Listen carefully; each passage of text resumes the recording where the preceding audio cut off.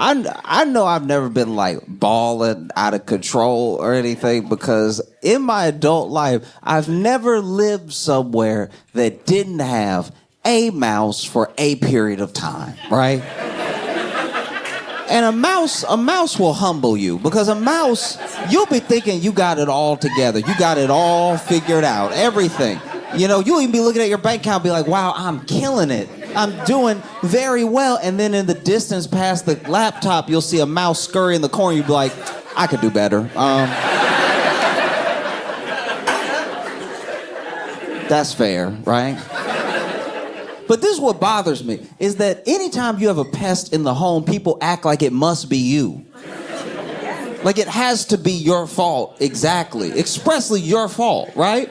But it's like, I'm doing everything I'm supposed to do. I'm picking up after myself. I'm grabbing the clothes off the floor. I'm not leaving any food out. I'm vacuuming. I'm sweeping. There should not be a mouse in my... I'm not trying to have like a Disney Pixar experience, right? Like it's just...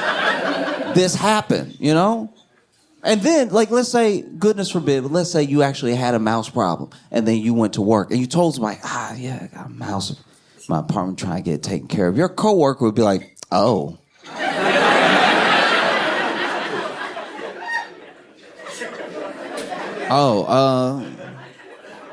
You sure you should be here? Like, you know what I mean? Like, you inviting them over or something. It's very frustrating, you know? Because, like, goodness forbid, once again, but let's say a different pest came in your home. Let's say a burglar broke in, right? And the next day you go to work and you tell someone, it's like, my home was burglarized last night. They would be like, oh my gosh. I'm so sorry. That's horrible. That's such a terrible thing. You must have been terrified. Are you okay? Is everything all right? They would show compassion. They'd have empathy. They wouldn't be like, ugh.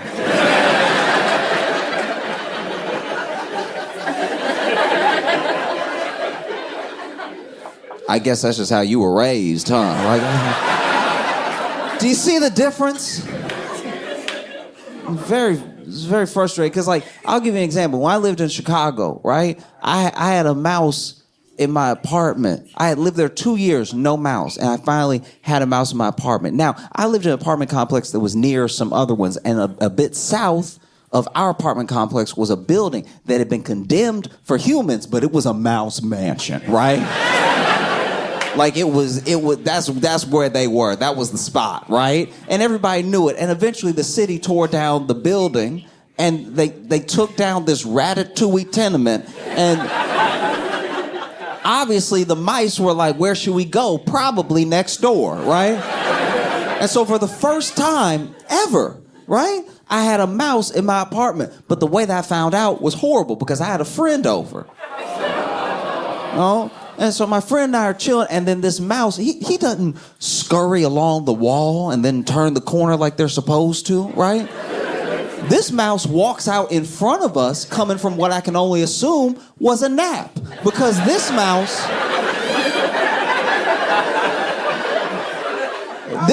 had the nerve to walk out and stretch on the rug, getting a deep stretch too, really bouncing with it as he moved. You know, like when your puppy wake up, you know what I'm talking about? And they put that other foot in the air, they really getting that whole back leg going. And the worst part about this happening in this moment is that when you tell your friend that, wow, I've lived here 2 years and I've never had a mouse, this is the first mouse I've ever seen, you sound like a liar, right? Because if this is the first mouse you've ever seen in this apartment, why does he seem so comfortable around you? Why is he stretching the back leg like he pays bills once in a while? Why is he getting so easy going, letting that back pop like he pays rent every once in a while? And so I was like, you know, clearly I gotta take care of it. So I called the landlord who calls the exterminator. And one of the frustrating things, I'm actually glad it went down this way. Because usually when you call an exterminator, that's when the pests in your home want to act right. As soon as you call the exterminator, that's when they're like, oh, you got company. I wouldn't dream. Oh, so landlord calls an exterminator. Exterminator comes the next day, right? I open the door for the exterminator. He takes about 2 steps in, and that's when the mouse that I saw yesterday runs past his foot, scurries along the wall, and then just turns the corner, right? But then my exterminator goes, ooh!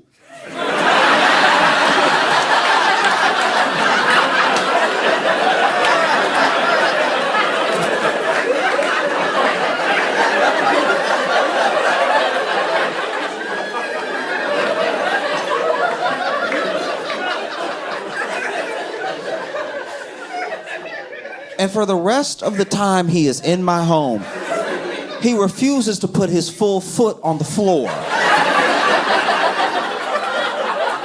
So he's just consistently walking around like, so how many you been seeing?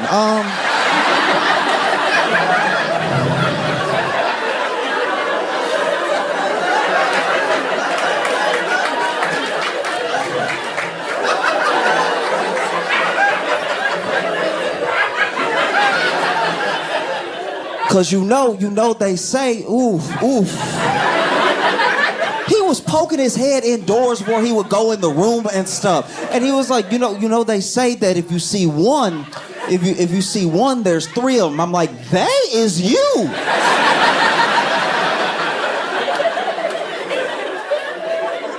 We can't both be scared, dog. Like,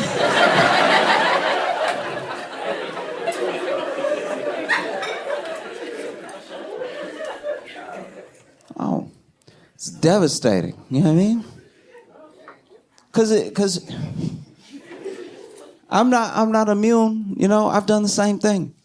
You know, sometimes, someone tell me they have a pest or something, but we gotta be more understanding. It's like nobody wants this in their home. But I had a friend one time back once again while I was living in Chicago, and he told me while we were out having lunch that he was having a bed bug problem.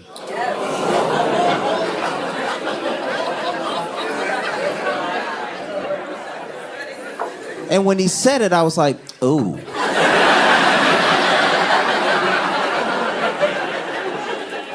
So how many you been seeing? And he was like, don't do that. You're not itching. I'm like, we don't know. We don't know. It's important to humble yourself. Understand that you could be in any situation. You really could. I don't care who you are in here. I don't care where you live, where you come from. Every single person, every one of you listening to me right now, all of us are 2 flies in the home away from seeming nasty.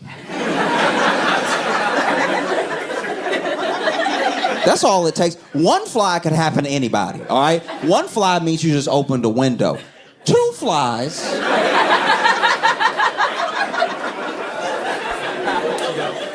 What do they see? What do they smell? What 2 flies means 1 fly went and got another fly. I was like, do I have a place for us? I was reading this story. You know how during Halloween, there's always this weird thing where they're like, don't just let anybody give your kid candy. There's people out here putting razor blades in apples, right? There's people out here putting drugs in the candy. Just really watch your child's candy, right? And you know how for the entirety of Halloween in America, that's been like a myth? Like that's just not a thing that's happening, Plus, if somebody give you an apple at Halloween, I'm never going to find out a razor blade is in it. This apple is going straight back to them through their window.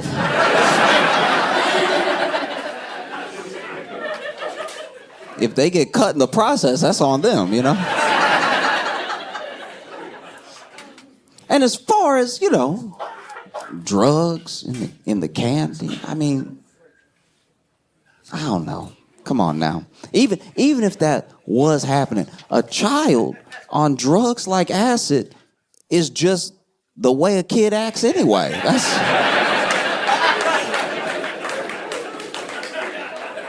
Yeah, I mean, little cousins I've had that have walked up and told me a story that I've only heard again from a college friend who was deeply on acid. Like, that's... Adults on acid and children just operate at the same frequency. You know what I mean? Telling you stories about animals that don't exist and stuff. It's like, all right. Extra hyper, yep, check. Most people who babysit like a 5 or 6 year old are dealing with the same sort of struggles as a drug crisis center. You know, over here running around, I can't find you half the time. You have a little bit of sugar, you can't stop shaking, you won't go to sleep.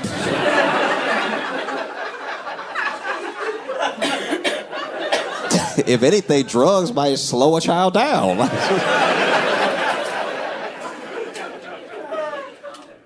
But I bring it up because in New Zealand, there were about 60 pieces of candy that were donated to this food bank, so it did go out via the food bank, and the pieces of candy were meth, right? And they were just like meth, and they were like pure meth. Like it was like the methy Jolly Ranchers meth. Like I can't express enough how much this was just meth, right? And they said that, they've been doing everything they can to recover all the pieces. They put out a warning and everything. And the company, they've contacted the company that it was wrapped in as a hard candy of and stuff. But most of the people that tried this meth hard candy spit it out immediately because they were like, it's just nasty. It's just real bitter. It doesn't have the oomph to it, right? Like, if anything, it's too pure. There's not enough sugar in which is for the best. That's good, because apparently this little hard candy of meth had 300 doses of meth in it, which is terrifying, right? I'm glad that it was very nasty. People spit it out immediately and stuff. And what's crazy is that, okay, this is a part of the story that I wasn't fully sure if I was reading it right when I read it, but basically some people who had some sort of like adverse effects, like feeling a little nauseous or a little like jittery, because it's meth candy, so they were feeling a little jittery after they had a taste, even though they spit it out, 300 doses and a little hard candy, right? But they called the food bank and told them like, hey, some of that candy making me feel weird, right? So then some of the staff at the food bank also tried the candy.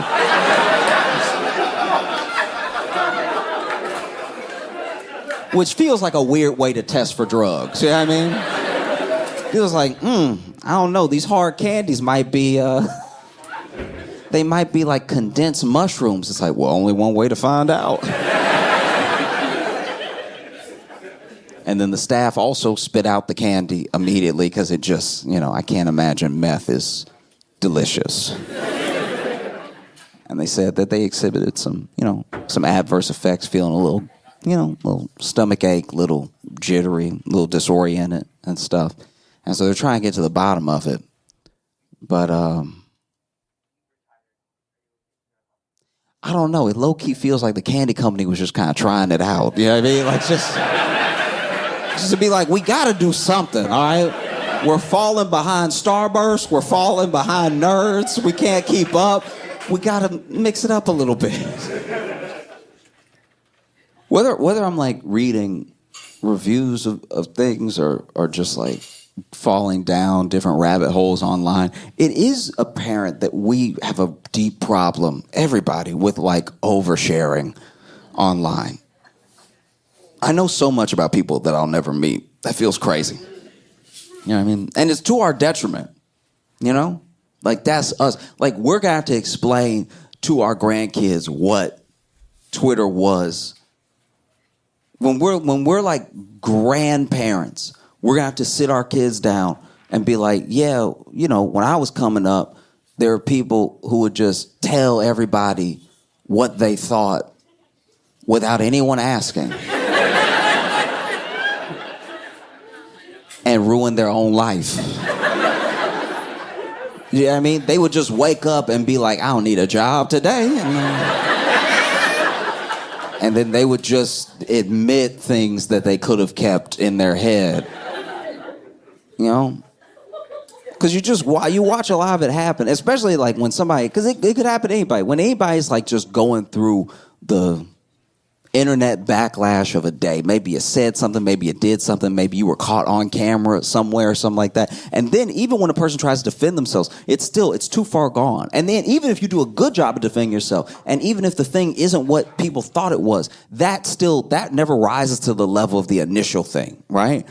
And so, it just feels like a lot of unforced errors in life when people do this stuff, and they're still doing it. Sometimes I still see people post a thing and I'm like, you could have told no one. That's wild. Why would you do? Everyone's mad now. No, I just wish we could bring back diaries. Remember diaries? Remember journals? Remember when you were like a kid and you would just write in that?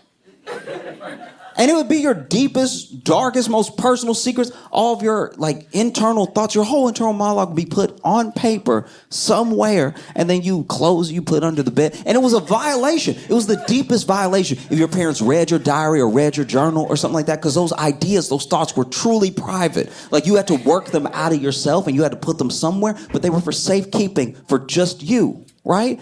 And so they'd be under the bed, wherever, and then finally, years after you write that stuff, right? You're maybe about to go to college, or you're just moving out the house or something. You flipping the mattress for the first time in 4 years, and you see, no, my journal. Oh my gosh! And then you look through some of the pages, you read a little bit of it, and you go, oof.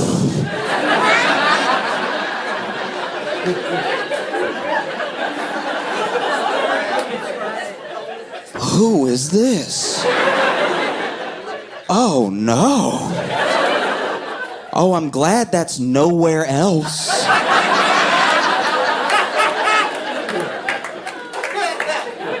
Because now I can burn it.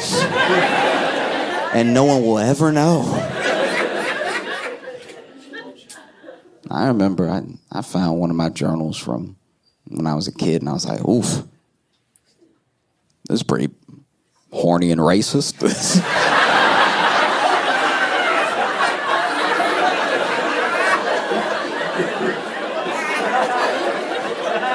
Man, I don't know what I was on. This is wild. I gotta throw this through the shredder now.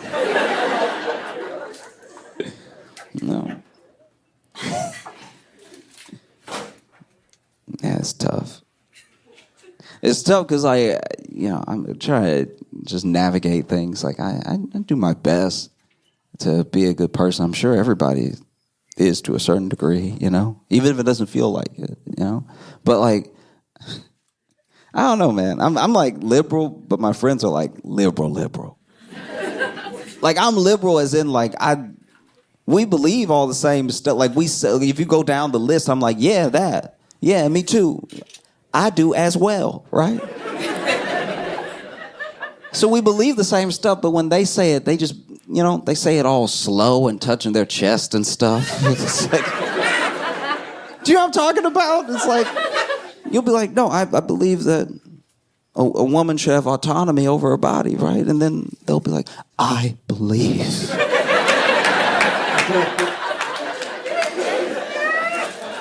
That a woman?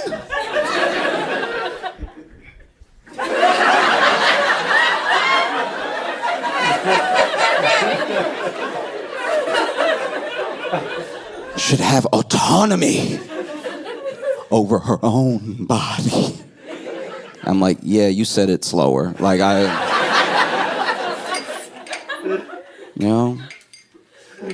I don't know. Yeah, sometimes I don't know what some of that is. Sometimes I don't know if that's just like them trying to impress somebody. Because the person I'm talking about is a dude. Like, I'm like, there's no way you feel it this hard, bro. Like, that's suspicious as hell. It really is. Do you know what I mean? Like, it's weird when something is like, and don't take what I'm about to say the wrong way. Just listen, hear me out. It's wild when something that you want to fight for and help someone fight for, right? But it's not your direct, like in the moment, your direct body or problem, and you're madder than them. That's suspicious. Do you know what I mean? It's like when you meet a white person, they're like, you know what really gets me?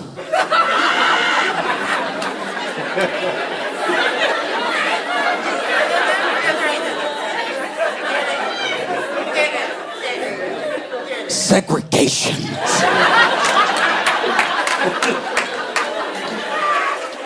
Based off of how you said that, there's no way that's true. There's no way. I don't believe you for a second, right?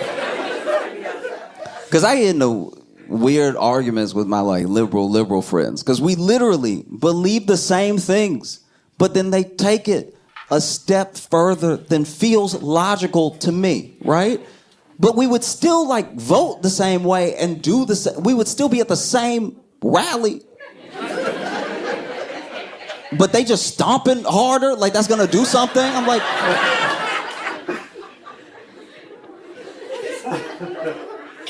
like I had an argument with one of my friends, where, you know, he was talking. I don't like when sometimes academics will pull a thing that works in theory and it works in like academia, but it doesn't work in practical life, right? So I was having this argument with my friend where, you know, he was basically saying that black people can't be racist because racism is prejudice plus power, right? And I was like, that's, don't do that. Because a part of me gets what he was trying to say. A part of him was saying, like, look, anybody can be prejudiced, and prejudice is hate and stuff like that, but black people systematically have not had the power to exert their hate over other people, right? And so until then, you know, black people can't be racist, right? And I was like, but part of what you're saying is true, but when you say it out of your mouth, you make the whole thing sound wrong.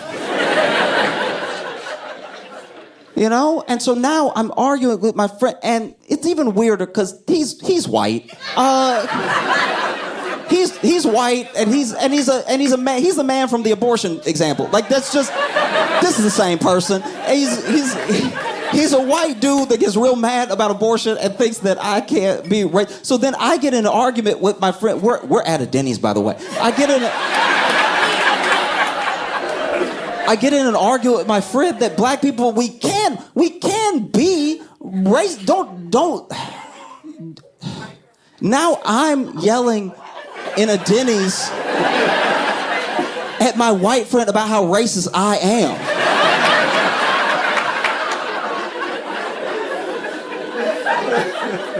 But the point I was trying to make was like, look, I see what you're saying, and historically, I get that if you're making this example for like a different time, right? But when you say power, do you mean power of the individual or power of the group, right? Because individually, there are very powerful black people that could exert their power over other people, right?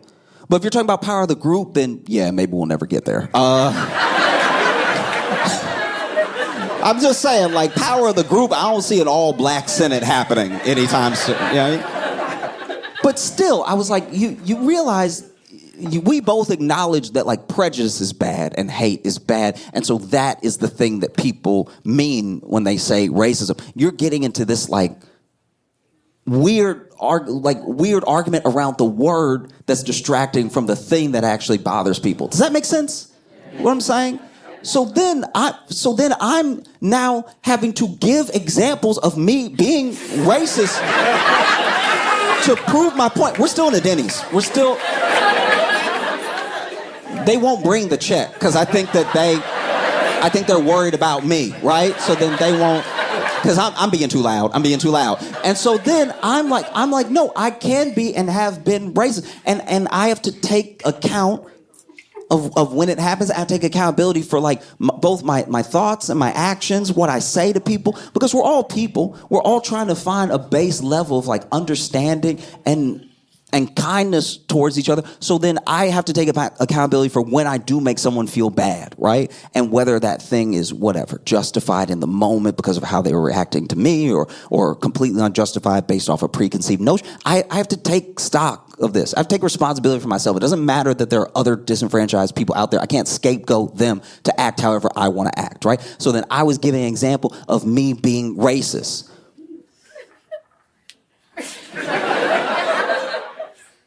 Okay.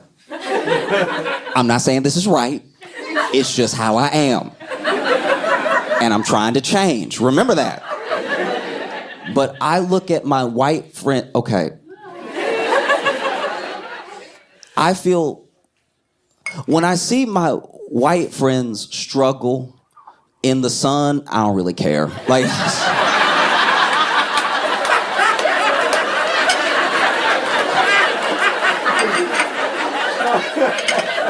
that is racist though, because it's an entire group where I'm like, then do better. Like, it's like, that's not right. That's not right. You know what I mean? But I look at white people struggling in the sun the way I imagine, not calling anybody out, but it's the way I imagine they look at black people when we like can't get along, right? It's like, it's not really my problem, is it? Do better, I guess. You know? No, it's tough, because it's like, I don't know, I'm liberal, but I'm not like liberal. Like, still working some stuff out, you know?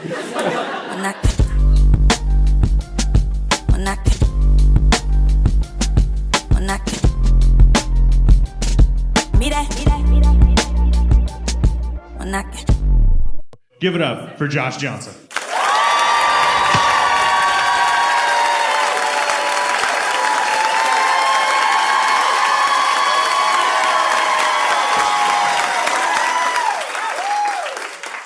I've been loving getting to watch in real time the indictment of New York Mayor Eric Adams. This dude sucks so much. It's so bad. This dude sucks. I don't know who your mayor is, but be glad it's not Eric Adams. This dude is the worst. He's so corrupt. And it's like corruption. This is what's disappointing about Eric Adams' corruption, is that it's like petty. Do you know what I mean? We expect politics to be corrupt. It says a lot that we do, but a part of us, do you know what I mean? And what does that say about us to a certain degree? I think about that a lot. What does that say about our expectations, that we expect corruption? You know what I mean? At lots of levels, you know? City councilman did this thing, president did this thing, whatever it is, we expect it.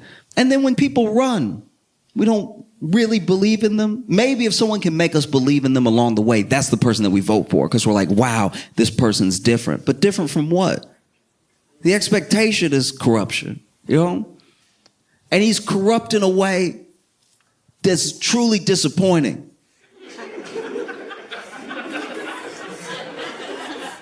It's a shame. It's embarrassing how easy a politician is to buy. You could lease a new Subaru, or you could buy a politician depending on the position of the state. The things these people go down for, we're talking not money if we're talking politics, right? Like if I was a senator and I wanted to be corrupt, you'd have to get me good. You have to take care of me, because I might lose my job. I might go to jail. I need a nest egg to protect me. You know, something to look forward to while I'm in jail doing all that time for doing you a favor and being corrupt. Like, that's why I don't agree with it, and I'm glad he's going down for it, but Menendez makes sense. He took gold bars. That's cartoonish corruption.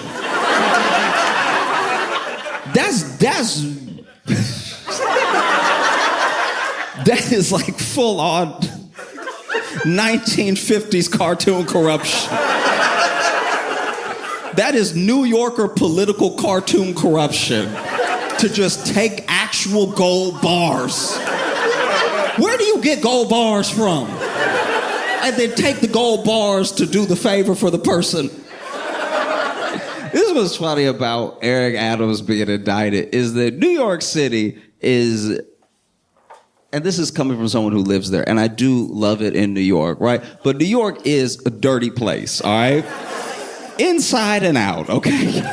It's one of the more corrupt places. So to be the first mayor to ever be indicted with corruption charges in New York City, you gotta be one of the dumbest people who has ever lived. It's a city of corruption and you got caught. That's crazy. Sometimes I can't believe it. You know what I mean? Like, I'm sure he could believe it. He was like, y'all, this is what we do.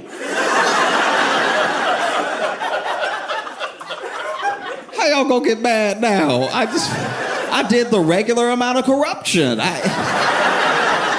I didn't even go overboard. I got some flights upgraded. Why would y'all? No, it is that dumb. This dude... Eric Adams' corruption is so petty. This dude about to go to jail because he let Turkey upgrade some flights for him. He basically is going to go to jail for what is Delta Gold Medallion. Like, it's just...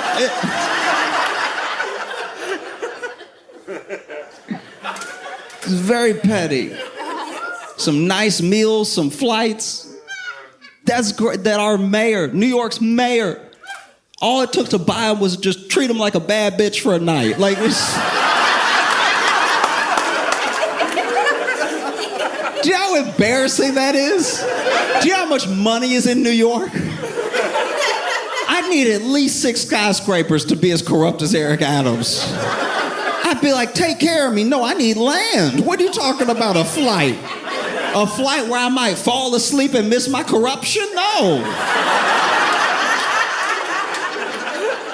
Because sometimes you get upgraded by your airline. You get all excited. You like, oh, I'm sitting in, got the extra leg room and everything. I can kick for no reason and stuff. And then you wake up at the destination. And you're like, dang, I didn't even enjoy the free glass of champagne and orange juice. That's his level of corruption. It's so dumb. He sucks. But Eric Adams started as a cop, right? And I actually watched this video of him. It was a very entertaining watch. Basically, when he was a cop, he did a video. Maybe he was still a cop. I don't know. Maybe it retired, but anyway, he used his police expertise to make the video. And it's basically a video where he shows parents how to search their children's rooms for drugs and guns, right? And the thing that's amazing about it is that clearly one of two things happened. Either Eric Adams told whoever was shooting the video to just go fill a room full of crack,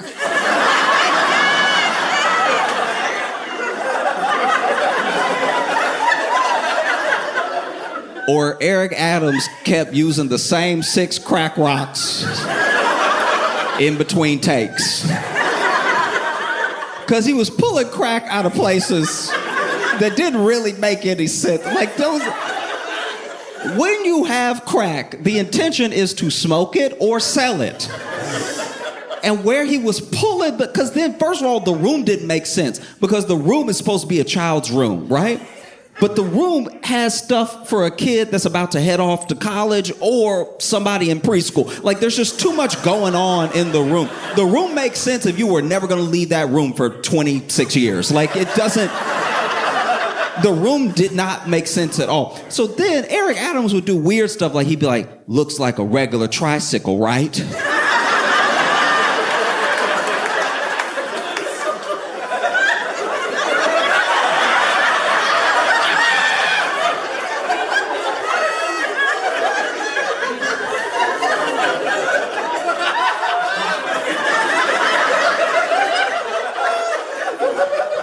But if you pop this tire right quick,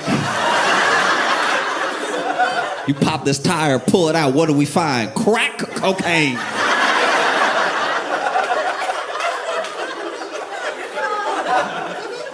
It was incredible. Like, looks like a regular doll, huh? But if you stab it in the back and rip it open, what do we find? Crack cocaine. And honestly, like, look, I even get the spirit behind what he's doing, but if your child is on crack, there will be other signs.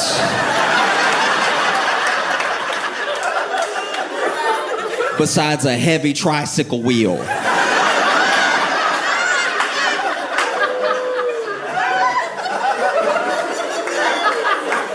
I've never seen a kid on a bike with a flat tire and been like,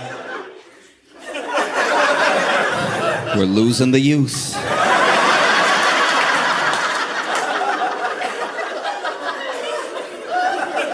It's insane. This dude is over here going, a simple jewelry box. But if we open it, what do we find? A loaded gun.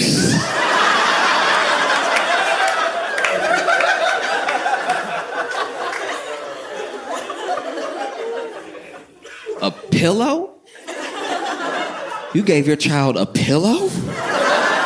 And thought that they weren't gonna do the worst with it?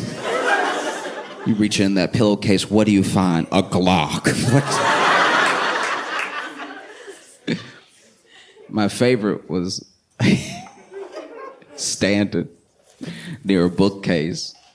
And he didn't say these words exactly, but the feeling that I got when I was watching him was just, you think your child reads?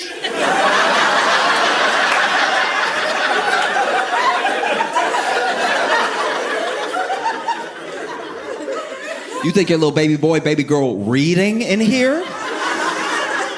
No. They're a child, and we all know children are what? Crackheads. You open this book, and what do you find? What spills out? Crack cocaine. No, it was incredible. It was truly, the only thing he did do was pull crack out of the gun. Like,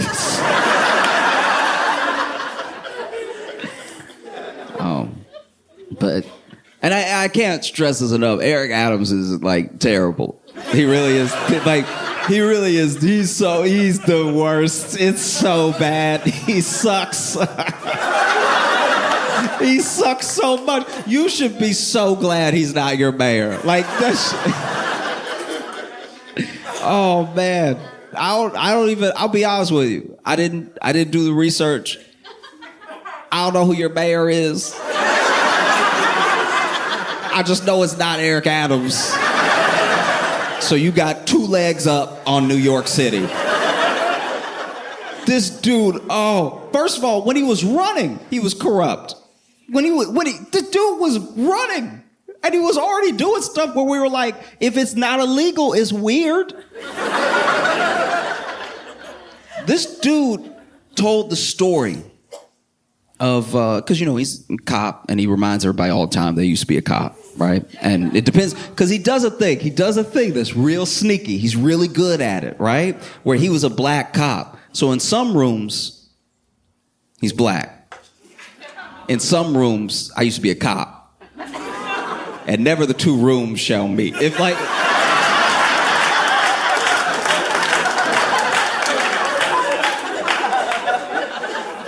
It's crazy. Okay, so this dude, when he was running, would tell the story of a fallen officer, right?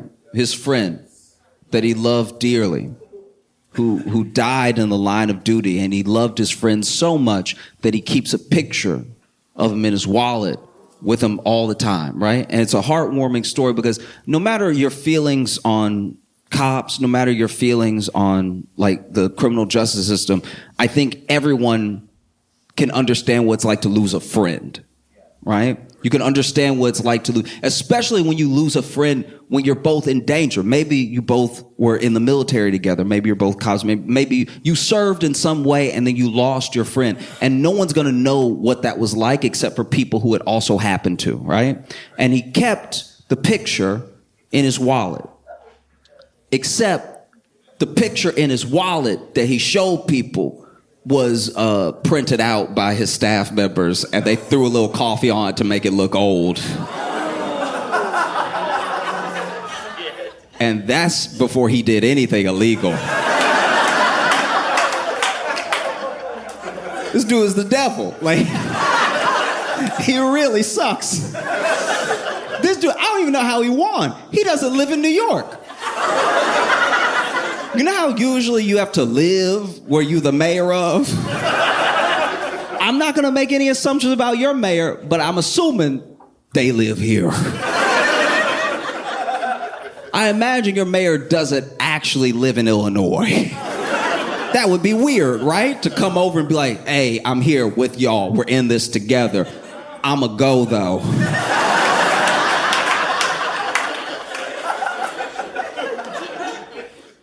Dude lived in Jersey. And then it got outed that he lived in Jersey. And so at the last second, he had the New York Times try to help him cover it. And they did a profile of him at his house in Brooklyn that he was clearly walking into for the first time. This dude walked in. You could tell he had never been in there before. He over here like, and as you can see, my wall. If you don't have one, you gotta get one. All right, these walls are fire. This dude walked in, and clearly, whatever staff was trying to help him look like he lived there, I feel like they tried to like Ocean's 11 it and like did it a little too late because they were clearly moving stuff into the place to make it look furnished. But then he probably called them and told like, hey, I'm on the way now. Y'all got to get out because the apartment did not make sense. You walk in and in the living room is the bed. That's an intern who had to drop the bed like as they like, what?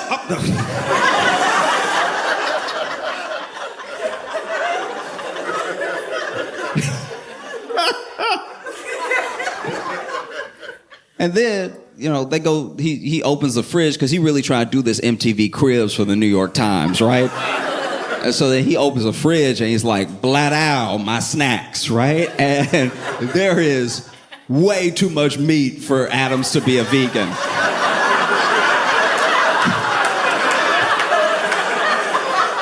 There's so much meat. It looked like it was stocked by Hillshire Farms. There's way too much meat in there. Not even mistakable meat. Not even like, oh, I thought the Impossible Burger. Like, it was full-on meat. And when they ask him about it, he's like, oh, my son be sneaking in, you know what I mean? You know, because you know how when you have kids, you know, as parents, you know how when you have kids, they sneak into your home and leave food, you know what I mean? In the fridge uneaten. You know how children are. All they do is leave food in the fridge and smoke crack. That's what children do.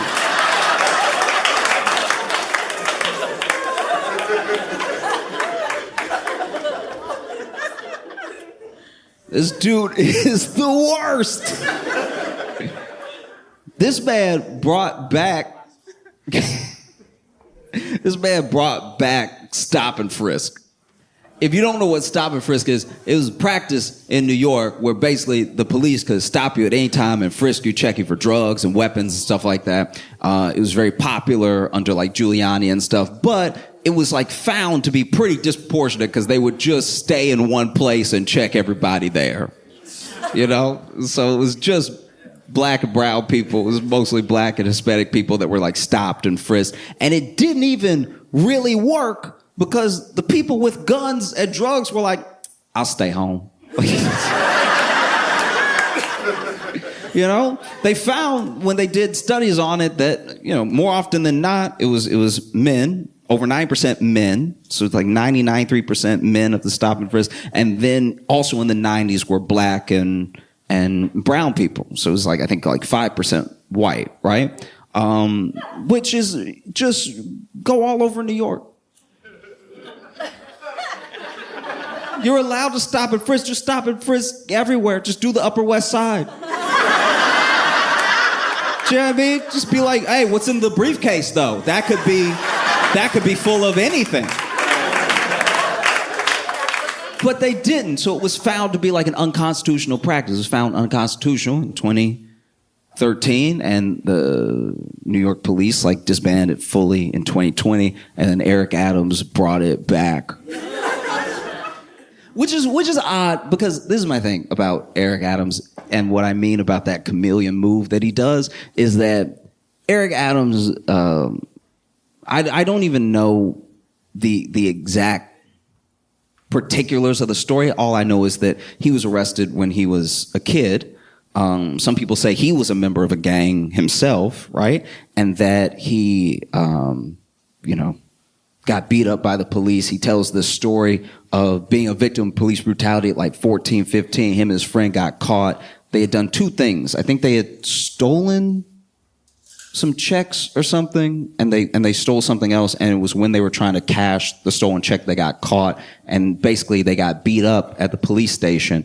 And apparently the way that I believe Eric tells it is that these white cops were beating him and his friend up, and then a black cop came in and told him to stop. And he was like, and that was the moment I decided that I wanted to be a police officer, turn my life around, everything, because I just saw the way that black cop moved, right? He's like, I saw the power, the respect. I saw the fear that people had, you know, and I was like, okay. It's a weird thing to pull from that lesson, but all right. We're all our own people. And so it's weird to me that he's so adamant about being punitive as someone who grew up the way that he grew up. It's very odd that he doesn't see himself in any of the youth that he wants to arrest or wants to punish. Like and that's even only part of why he sucks. Like, he sucks. This dude sucks so much. He's the worst.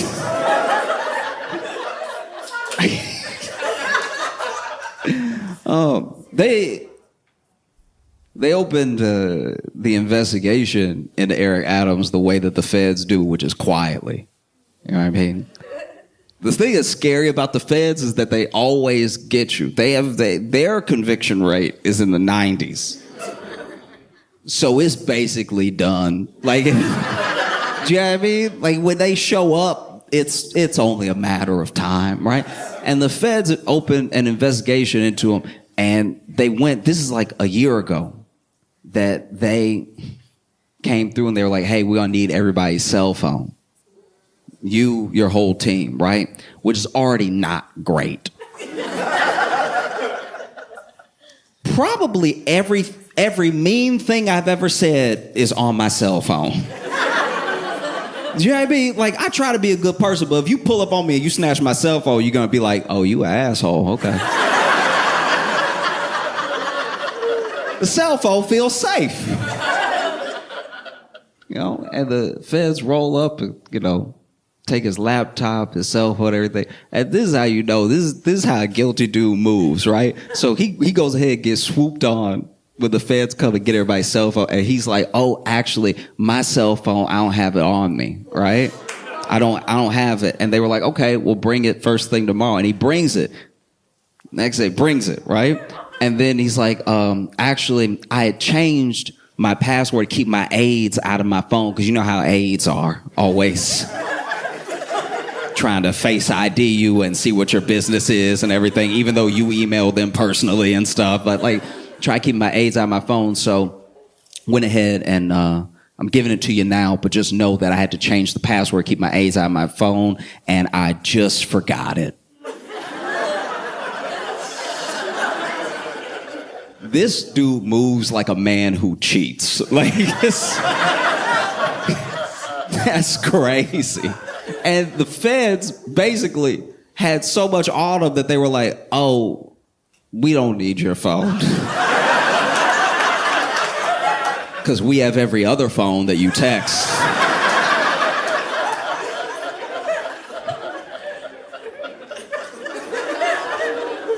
Ooh. There's even instances of Adam's aides knowing things were illegal and then being like, y'all, this is illegal. They said it in the text, but y'all, this is illegal. I don't think he'll want to do it. And then you know that text bubble? He'd be like, hey, this is illegal. I don't know if he'll want to do it. And then the person from Turkey or wherever would be like, are you sure? And then the text bubble...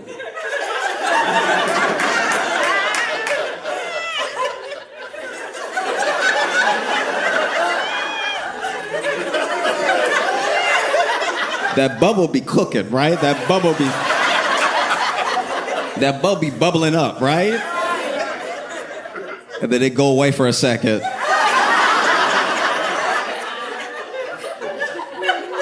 And then it come back and be like, never mind, he's down.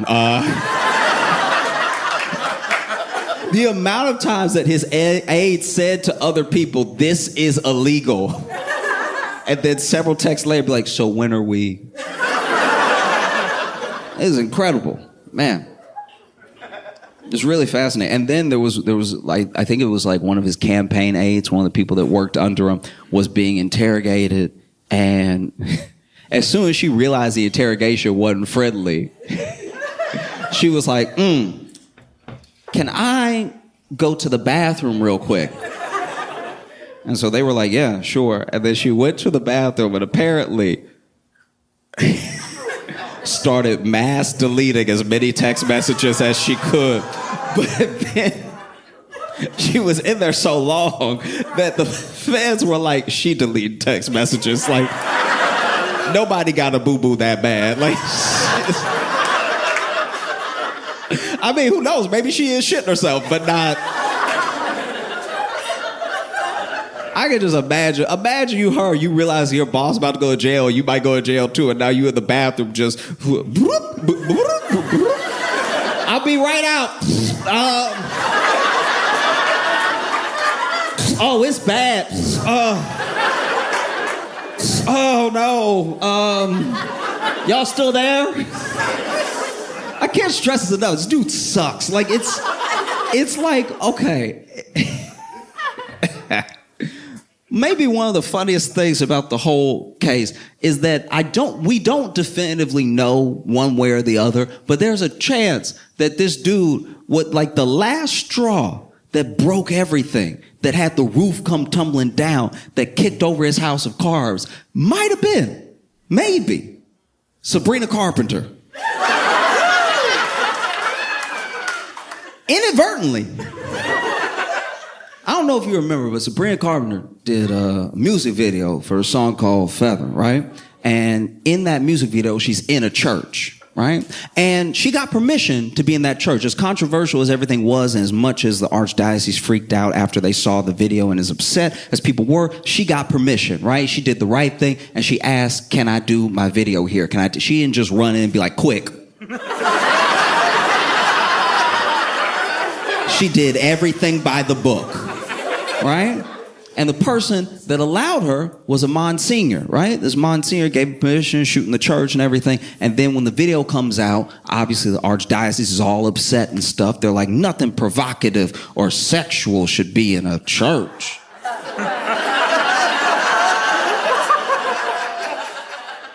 That's what they said. Don't get weird with me.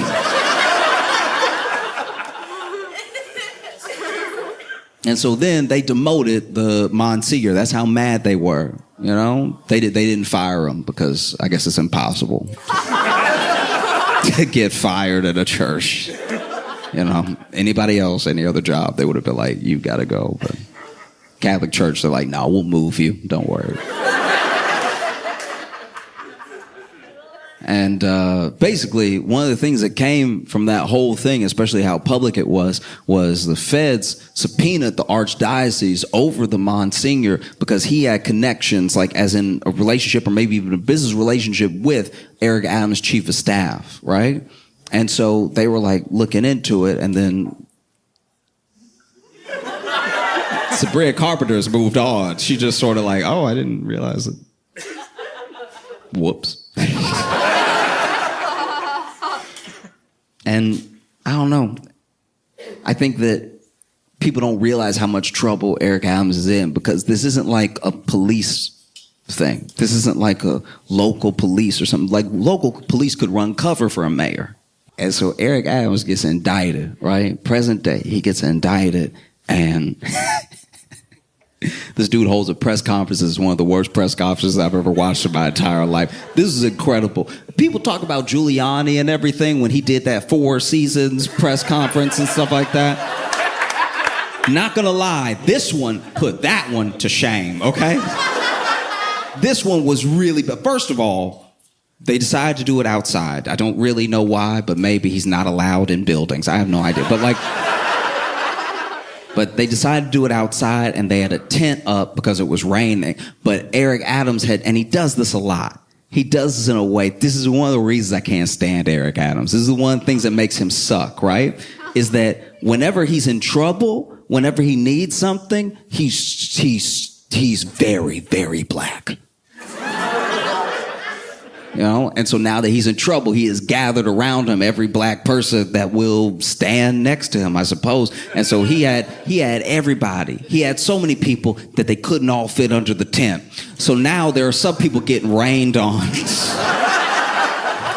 halfway, just trying to lean in and everything. Do the one-sided thing. And the press conference starts, and there's protesters at the press conference. And, you know, Adams did some weird stuff. Like when he got indicted, he did like a message to New Yorkers and everything. And in the message, he says, like, I knew as soon as I stood up for New York, I would become a target. And then we were like, when did you stand up and who is targeting you? Like, this is odd. I've heard this language before, but I've never seen it make less sense since the last time I heard it. Yeah. And finally, you know, he goes ahead, he's doing press conference and stuff, and there's protesters there. And the protesters are screaming at him. They're like, you're an embarrassment. Don't try to act black now. You brought back stop and frisk. You brought back every policy that came down hard on the black community, but now you want to be black because you're in trouble and you want us to back you up and everything. And they're yelling. And the whole time, Eric Adams like, You ever been at a restaurant and there's a couple trying not to fight? And then finally, one of them can't take it anymore, and she stands up, and she's like, you cheating bastard, or whatever. And then he's like, It was that. And so he just stands like, okay. And then he lets people speak for him, right? So his pastor speaks, and his other pastor speaks, and I think another pastor speaks. You go to extra church when you're in trouble, right? So then pastor after pastor after pastor are speaking, right? And all the pastors are like, hey, listen, we don't even know. Everybody has to have their day in court. Like, no one is actually professing this dude's innocence. Everybody's like, yeah, you can't judge lest ye be judged. And once again, remember, I told you it's one of the worst press conferences I've ever seen, because not only can not everybody fit under the tent, and not only are the people not making a convincing argument for Adams to be innocent, which is what we would very much like our elected official to be, right? This one lady gets up there, and she's been the loudest against the other protests. She's like, shut up, let him speak, blah, blah, blah, right? And so it's her turn to speak. And then she gets up there, and she's like, good morning, New York! Like, she's just trying to shout everybody down. She's like, I've known Eric Adams for 40 years! And she's just screaming, right? And he is completely... And then the mic starts going out. Completely...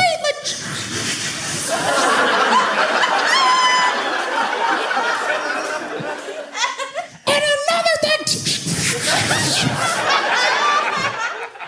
And he's not corrupt with a... Thank you.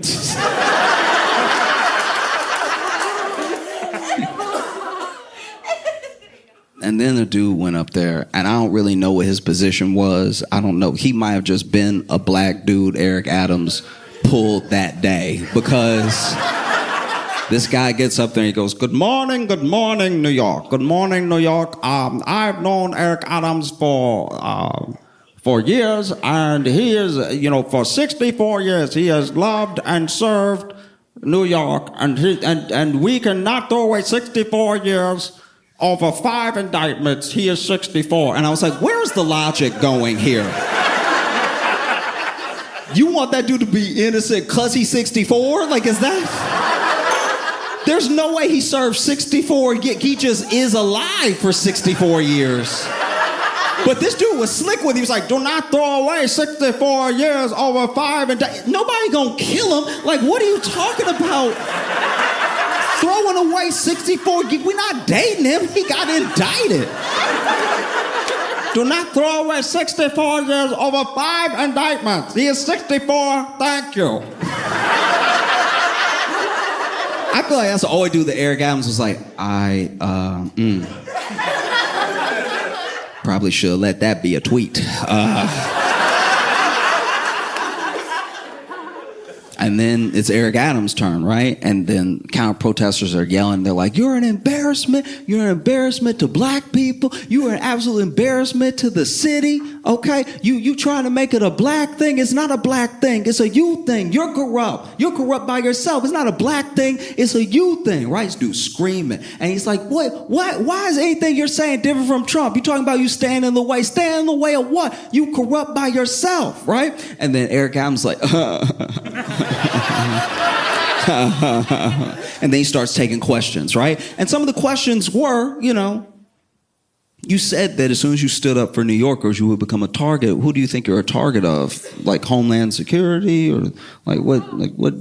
There are government bodies that are serving you this indictment. Who do you think is targeting you, and why? And then he was like, that's a question for the federal government. And I was like, okay, not a great start. And then he goes, let me just get something clear right now. All right? And then the mic cuts out completely. It's like, I just want to say to y'all,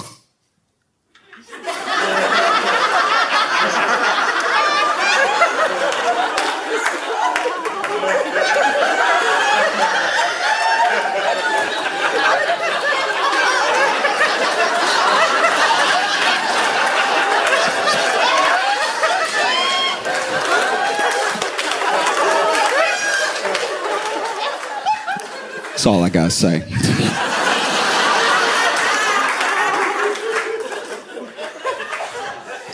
This is incredible, Incredible. I don't know. I would love to see Eric Adams go to Rikers. I mean, particularly because of the terrible job he's done with Rikers. Just so you know, Rikers is a horrific place. It's been compared to Guantanamo Bay. Mainly because most of the people in Rikers, around 85%, have not been convicted of a crime. They just cannot afford to get off Rikers. They can't afford to pay bail and stuff like that. But they sit there until the trial, and the trial is sometimes 8 months away, 9 months away. So they're potentially innocent people just sitting there, rotting in a jail in terrible conditions because they just didn't have money. Any one of us could not have money. Most of us don't have enough money for the things we would like. So that's how close we are to being them. You know? And it's so bad that there's a federal monitor that's like over Rikers. And Eric Adams has worked with Rikers to subvert everything that would have them comply with the federal monitor. Right? It's horrific. And all they've really done is like try to throw money and staffing at the problem, but then money and staffing have become the problem because now Rikers is such a cushy job that there are a lot of people who don't show up for work. So now they really are wasting money because they'll be understaffed on a day where everyone is scheduled and then everyone calls in sick. And then people die at Rikers. People die every year at Rikers. You know? It's absolutely insane. And the staffing... If I'm correct, maybe I'm wrong, right? But last time I looked it up, the staffing was like 2 to 1. No jail has 2 to 1. No jail anywhere has 2 to 1, you know? And so what a poetic thing it would be, you know, for the guy that a year ago gave the key to the city to Diddy.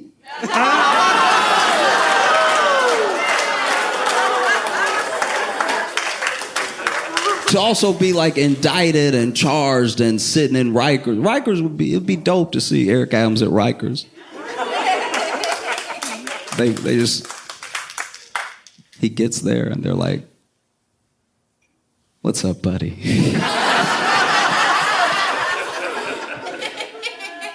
"Let's talk." Oh. And so many people have resigned too. So many people have resigned from Eric Adams' administration that I don't know who works at New York anymore.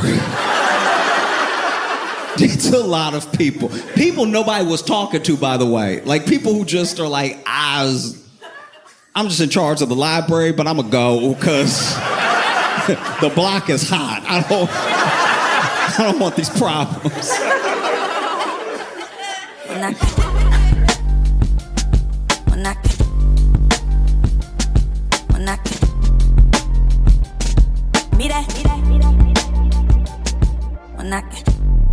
Put your hands together. Start clapping right now for the incomparable Josh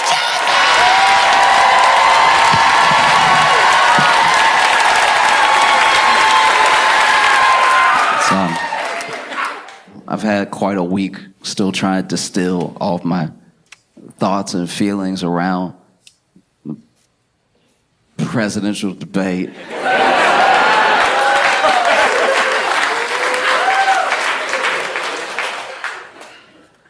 Okay. I live in New York, and in New York there are a lot of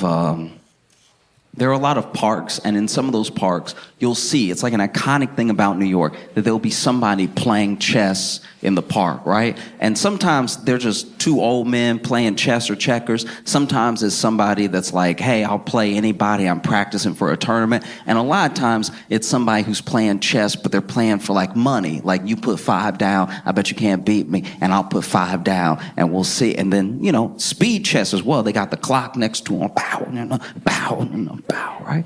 And I've played before, and I'm not good at chess. And it's crazy how fast you can lose. Sometimes I'll be playing chess in the park, and he'll be like, "Checkmate," but it sounds like there's no way. Then I'll grab, I have a chess book, and I'll look at the board and look at the book. Like, damn, okay. That wasn't that many moves. I don't know what else I was supposed to do. You know, and I I don't know, I feel like watching the election and watching the debate felt a lot like that. It felt like bad chess moves.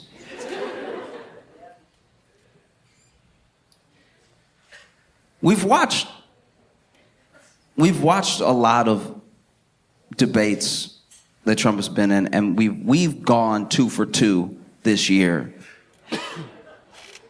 with having remarkably historic debates, both of which were like, whew. You know what I mean? Like you get done and you're like, whew. Felt like I was up there. And there was a moment in the first debate that was echoed in this debate. There was a moment back when Trump was debating Biden, and I've talked about it before, where there's a second there where Trump looked at Biden, and for a split second, he wasn't trying to be president. He wasn't even trying to debate. He was literally like, hey,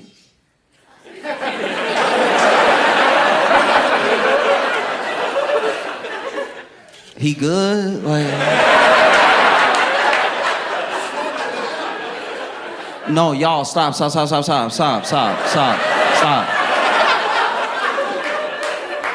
Is he good, though?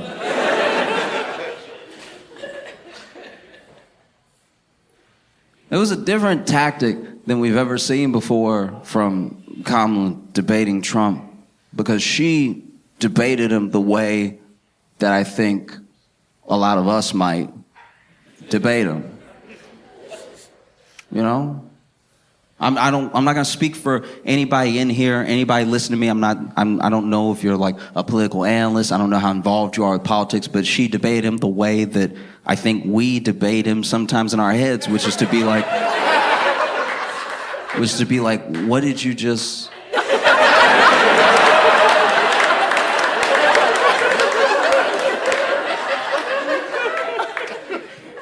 Because most politicians are not... Hear me out. Most politicians don't behave like people. And when I say that, I want you to understand, I mean, maybe they care about people, maybe they care about getting something good done, maybe they care about forwarding their agenda, but they don't react to things, and they don't behave like people, like just regular people. It's why they feel fake, is because they can't just be like, oh, shit. You see me? Do you see what I mean? And it's why people from 2015 on have gravitated towards Trump, because he feels like they would react. Like he will say, oh, shit. But then you look at someone like Kamala, and she's a very polished person, very accomplished person. But in that debate, she was having moments that for the first time ever felt like moments that we might have up there. Does that make sense? Like when Trump would debate other Republicans leading up to the nomination, or when Trump would debate Hillary or Biden, there was a sense of like, wait, are you not going to say anything about the thing that he just said just now? Why are you staring forward, acting like what you heard wasn't wrong? Why are you like looking to the moderators to fact check? There's nothing more exhausting than when someone who could be a good player is looking at the ref to be like, help.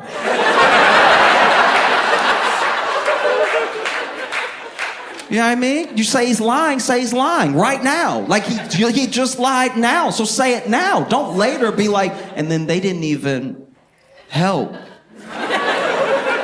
Do you see what I mean?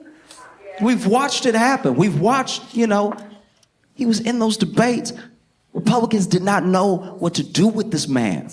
He was over there telling Ted Cruz to his face, your wife is ugly.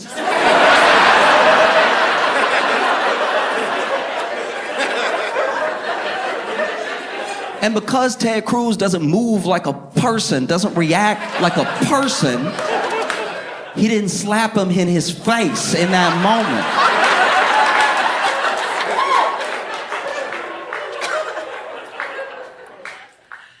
No. Trump has shown that the American people were ready and willing for someone unorthodox. You know how much he would have surged in the polls if he had walked over from his podium and was like, what? And then slapped Trump in his face. I know at least his wife would have liked it.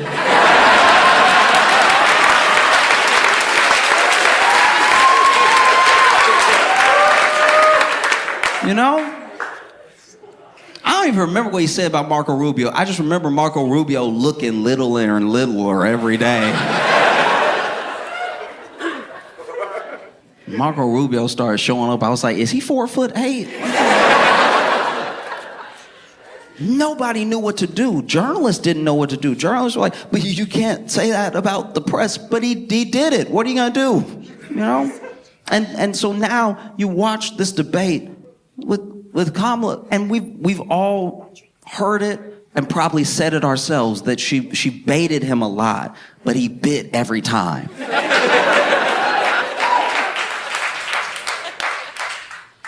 And this is my thing with that, is that decorum aside, don't you want someone representing you that could maybe let something slide?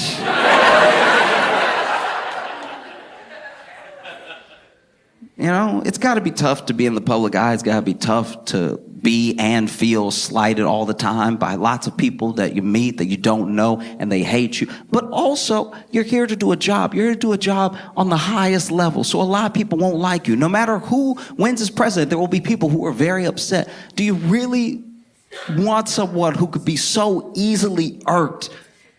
Kamala said, nobody.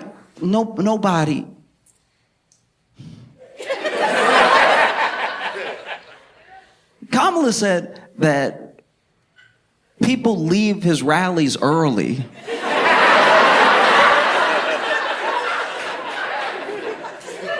out of boredom and maybe confusion. I don't remember the other thing she said, but she said people were leaving early. And this is what's so interesting about that. We can talk about how much it's warranted or how much of it he egged on or whatever, but there has not been in a very long time a political figure that is as hated as Trump by a lot of people. So a lot of people have said every type of thing about him. A lot of people have drawn him. Do you know how much you gotta hate somebody to draw them? A lot of people... Drawings take time. It's one thing to curse somebody out real quick. It's a totally different thing to...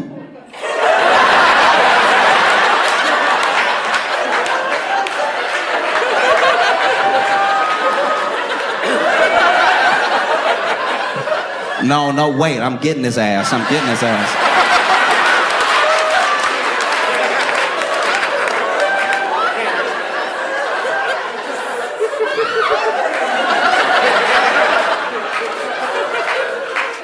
gonna take a break, but when I get back,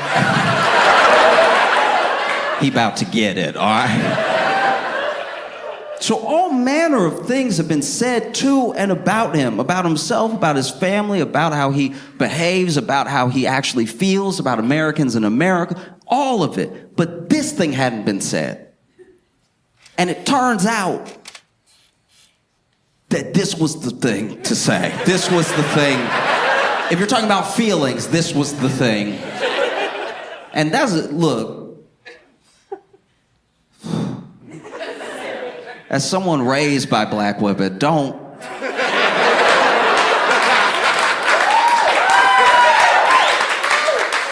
Black women know how to hurt feelings.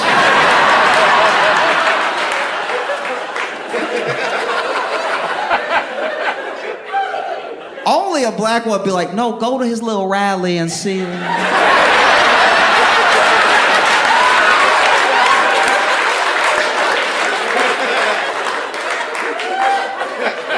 That's how confident she was in what she was saying, that she told us to go.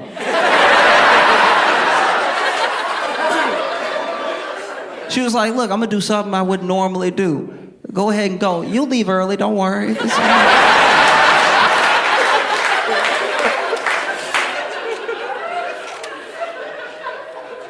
That was the thing.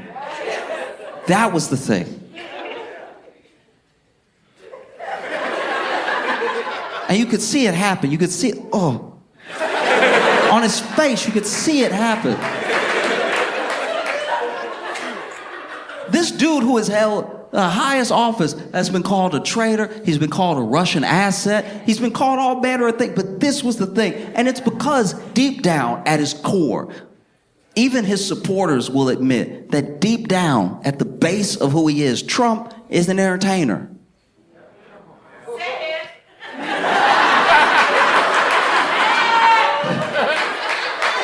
And all I'm saying is, as a fellow entertainer,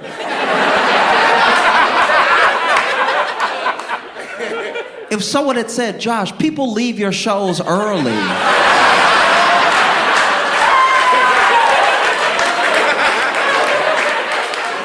Out of boredom and confusion, I'd be like, oh, okay, we fighting, say less.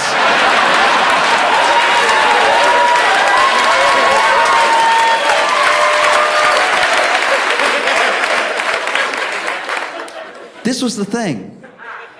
That was the thing that like broke through this weird armor. Because I've noticed that Trump specifically has a thing that has always kind of existed in politics, but has never existed to this degree, right? Where Trump has a filter created by his base, by the people who like him, love him, and everything, that he can say whatever he wants, but they will distill it for him for the rest of us.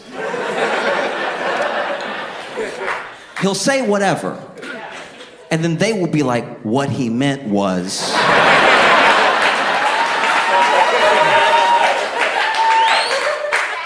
But what he meant shouldn't have been what he said.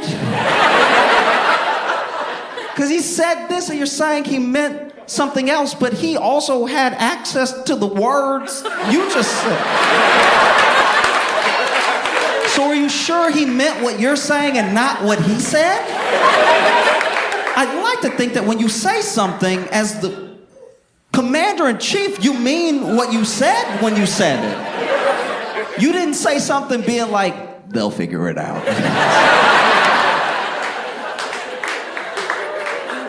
And because he has that filter, because that sort of buffer exists between him and like sound arguments and logic. I don't even mean that as like a diss. I literally mean he could say something and then it could spin out past something that he meant for real, right? Because as an example, that's like Trump's vaccine. I know we forget that, and I've talked about it before, but that's like, as far as presidents go, as far as you getting credit for the things you do while you're president, that's Trump's vaccine. But when he tried to say, guys, we did it, we have a vaccine, and his audience booed, he realized what it's like. Oh, I don't necessarily control what goes out, even though I said it. I said you should get vaccinated, and then they booed me. So clearly, it's not like a one-to-one. What I say is it won't be exactly what they do. So now I'm also trying to figure out how to like keep them on my side, but win them over, but leave them. I think in that moment you saw him get really worried and confused, and he immediately backtracked. He was like, or don't.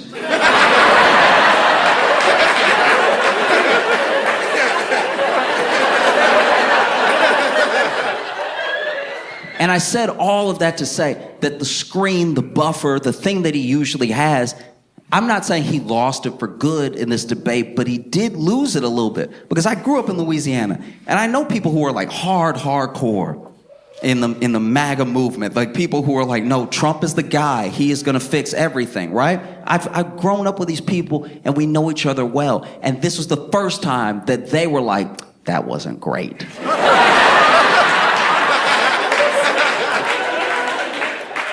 Because even in debates against Hillary, they were like, no, okay, he said the thing, and I know it's a good sound bite for you liberals, but like, this is what he meant. And the thing that they're saying he meant, which is what they heard, which is what they decided to hear, is a reasonable thing when they start saying it from their mouth.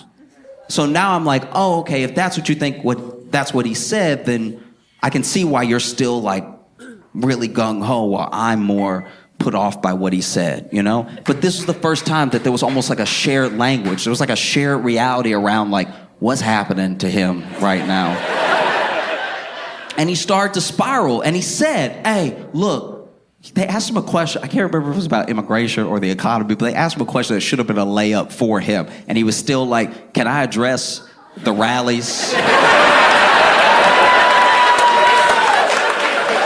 for a second?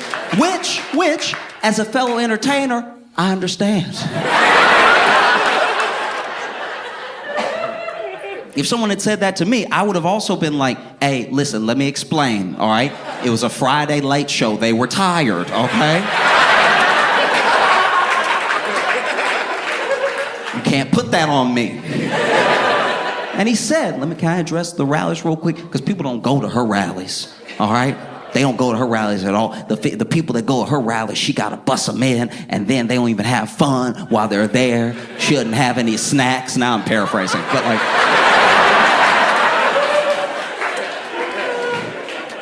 But he did. He hit back with, like, rallies. They asked him underhanded. Should have knocked it out of the park, and he got distracted by rallies and crowd size and things that make sense as a priority if you're an entertainer. But if you're about to be the leader of the free world, they shouldn't matter as much, you know? And you could see him kind of spiraling after that because he was a little frustrated by like this thing that broke through. Then that never happens. Trump is a very hard person to debate because people like him are very hard to debate because they're not trying to have a debate with you. They're trying to make you look dumb. And because Trump is like very good at making other people look dumb, he's very good at debating. You see what I mean? But this was the first time that he was like, what is she talking about? My crowd.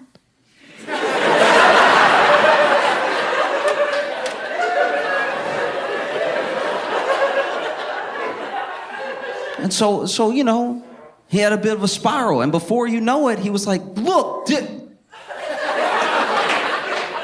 eating the dogs.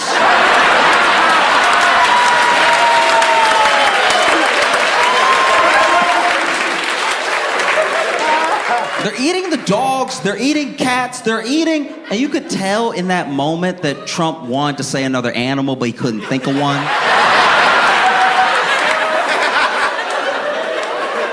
Because he says pets, but pets is off rhythm. If you go back and watch, it's like, they're eating the dogs, they're eating cats, they're eating...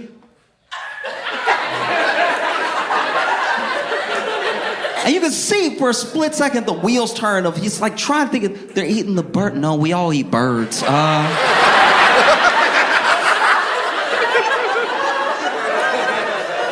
They're eating the pets.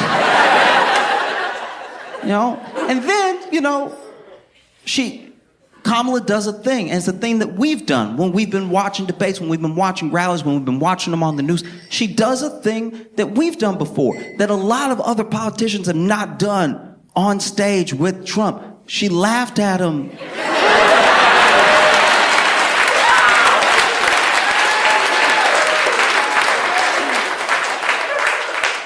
And I think there's context to that laugh, because I'm not trying to get too, like, I don't know, like too much of a deep dive into it, but like there's context with that laugh because she's not laughing at him, she's laughing at what he said. And that's really different. It's one thing to say Trump is a joke and Trump is a joke, and you could make the argument that the reason Trump became president was because Obama made him a joke. Do you remember that? Do you remember that? Obama made fun of this man and he just sat there quiet, you know? And then years later, he was like, peaceful transition of power, huh?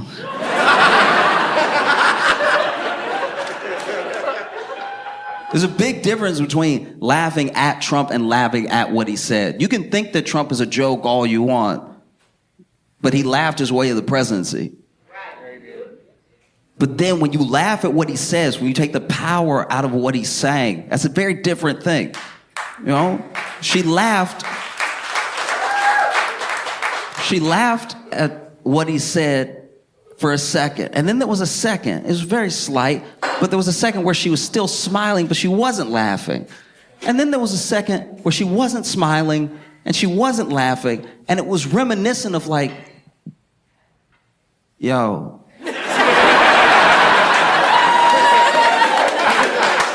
Yo. No, wait, yo. You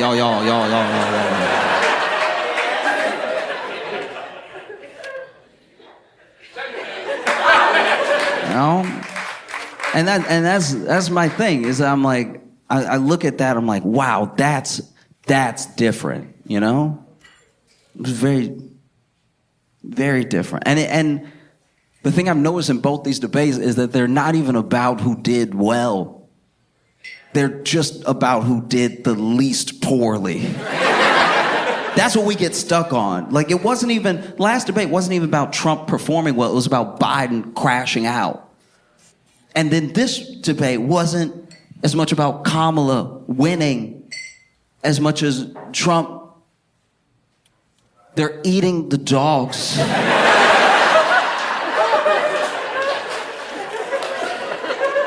They're eating the cat. They're eating flamingos. They're eating the pets. No. And it was the first time in all the times that he's debated that Trump looked 78. Because he's 78. And he's got a lot of energy, so we let a lot of those years slide. We don't feel like he's 78. You know what I mean? Like I've known grandpas like Trump. I've known grandpas that were like, oh, he's got so much energy and he's so spry. And he's eating a lot of fast food. But he's 78. You know what I mean?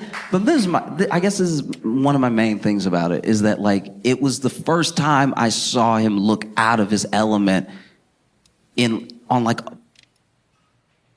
a really important moment, you know? And I don't want people to think that this is like, that's it. That's all that needed. Not at all. It's harrowing how little it actually moves the needle. Almost everyone feels the way they felt before, even after we saw what we saw. And we agree that it didn't go well for one person. But we're still like, nah, I'm still gonna go the way I was gonna go. That's interesting, you know, that after all of this, they're like tied. Wow, they're tied. In lots of places, they're tied. It's not even like it's working out to be a tie because all this place and all this. No, in a lot of places, they watched that and they were like, I don't know. That's pretty wild, you know?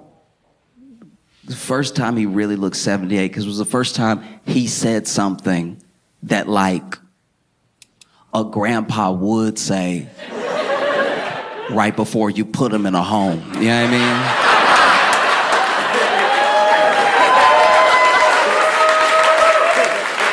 Because be honest, if you let a lot of stuff slide as like a child or grandchild, and then grandpa been living by himself. But if one day out of nowhere, and you haven't seen where he saw this on the internet, he just walks up and he's like, they're eating the dogs. They're eating the cat. You're like, okay, that's the last straw.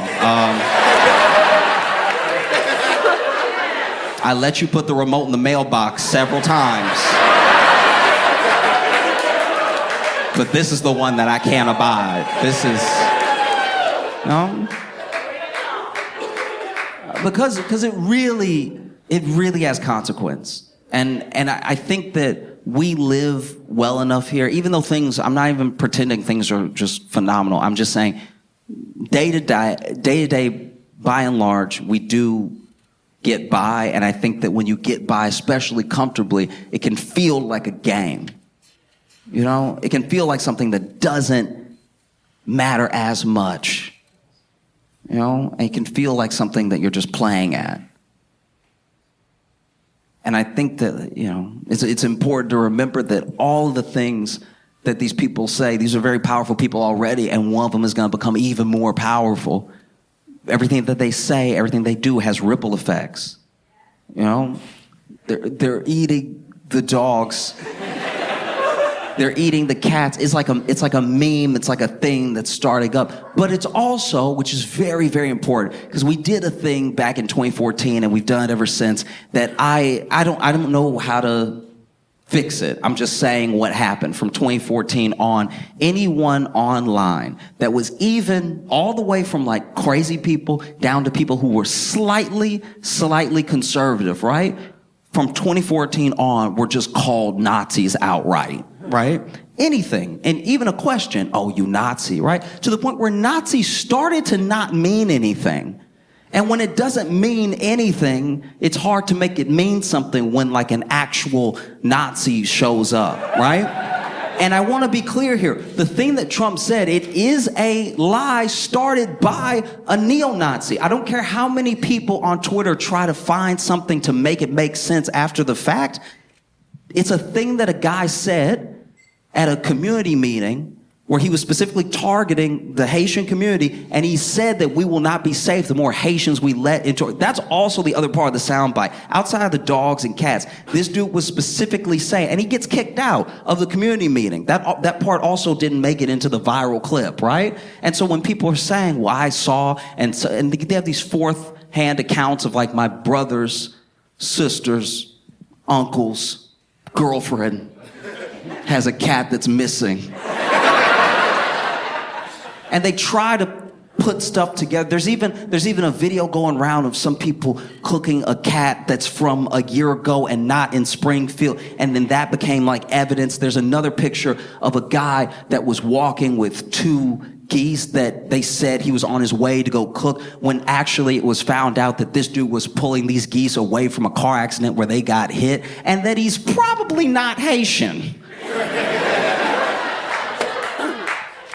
But even so, death threats, bomb threats, all of this horrible, horrific stuff has been happening to the Haitian community to the point where apparently, maybe this isn't true, but apparently even the person in the Facebook group that first posted about, oh, my niece's cat is missing, and thinking, she has even come out and been like, I never meant for it to turn into this. That was just a Facebook post. Maybe she was having a goof with her friends. She didn't think it would come out of the mouth of the former president in a debate where he was flailing. So all these things have real consequences. It's not a game, and we are not chess pieces, you know?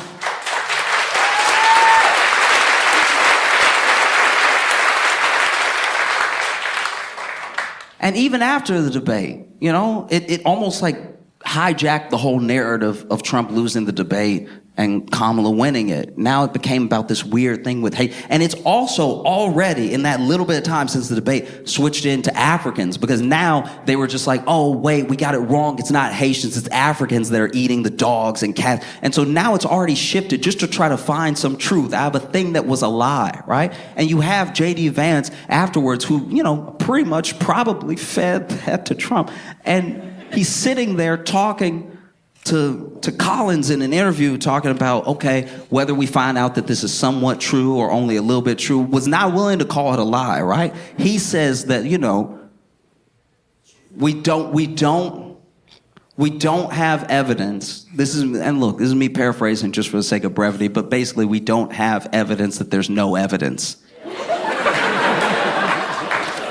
And the thing that is like so brain broken about that logic is that it creates a tidal wave of insanity until you can finally make something that you want to be true, right? Because it could ruin anybody's life. For instance, when you look at J.D. Vance, there is No evidence that there's no evidence that he didn't bang a couch. Do you see?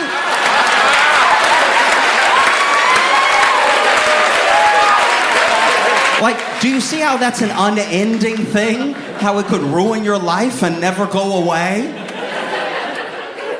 How you can't even sit anymore?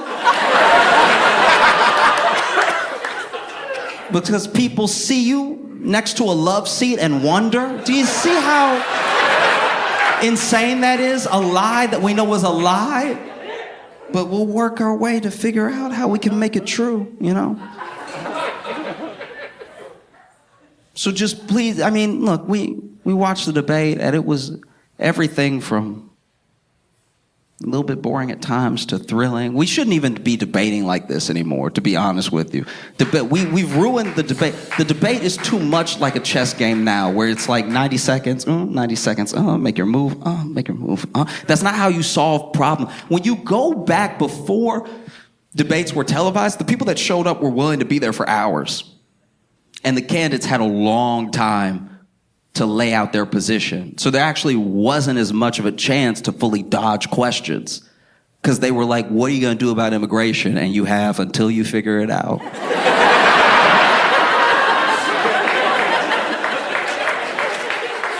But when it's 90 seconds, you can be like, what are you going to do about immigration? Well, I believe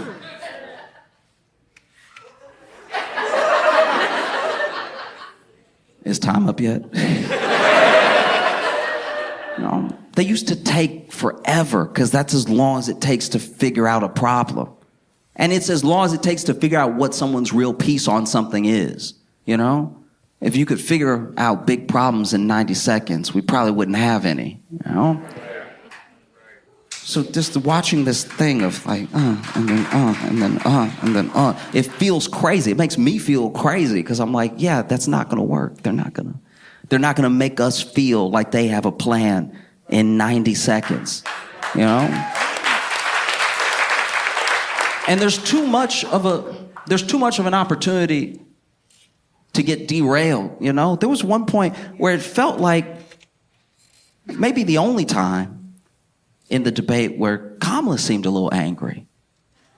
There was only one point, and I don't even remember exactly what led up to it, but she basically was talking about how Trump, which I forgot this happened, because when you live in like a 24-hour, 36-hour news cycle, everything is just sort of going, and there's no time to latch on to anything that matters, and there's no time for like real nuance of an issue. You're just going and going and going. But he did invite the Taliban to Camp David.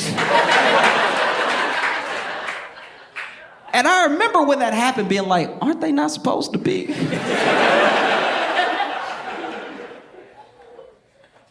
The Taliban. Okay. And I remember that moment distinctly, because out of nowhere, Kamala turned to Trump and said, this.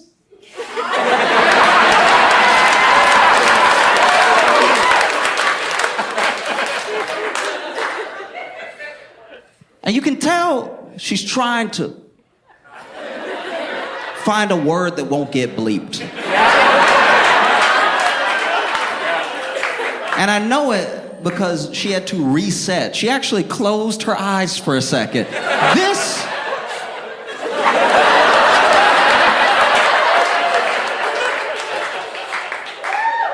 Once again, as someone who was raised by black women,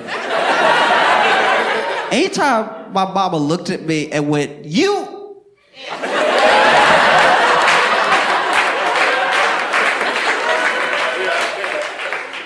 In her mind, she killed me.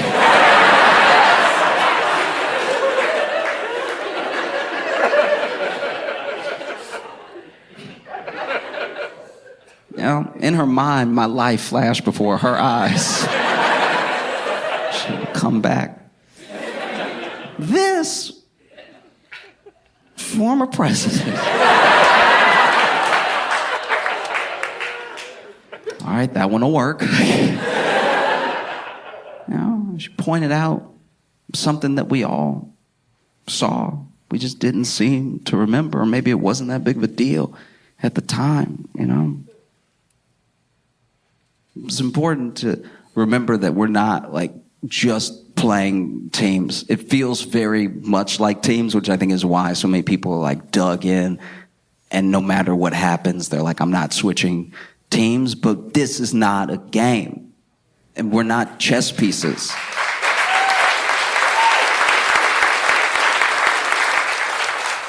You know, it's very important. You register to vote. It's very important that you go vote and everything, because it's not going to be won by memes. You know, you can't like internet your way to fixing everything. You know, because I don't know. I don't know how everyone in this room feels or anyone watching feels. I just know that like I just want to feel comfortable with who is representing me out in the world and in front of the country. I want someone who is willing to maybe move a little bit like I would move. Maybe play chess the way I play chess. And I'm not even good at chess. You know? I just, you know, we all, everyone, no matter where you fall on party lines or anything, everybody wants somebody with a plan. And they asked him.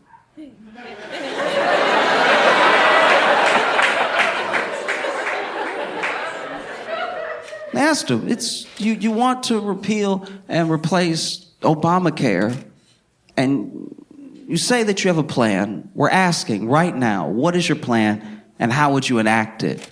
And he didn't answer the first time. But when they asked again, they were like, after 9 years, what is your plan to repeal and replace Obamacare? Because I need to be clear here that like, if something is a good idea, a really good idea, I don't care what party it comes from. If something is a smart idea,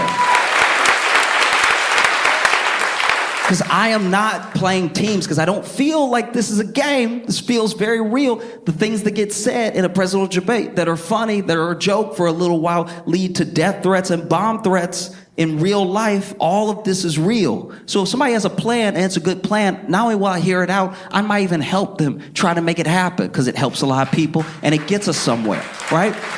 And so they asked him, after 9 years trying to repeal and replace Obamacare, what is your plan? And he was like, look,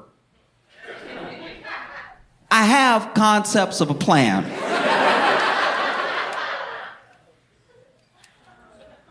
I'm starting to feel like if he had repealed and replaced Obamacare back when he was president, not only would we not have health care, but I'm pretty sure our doctors would shoot us.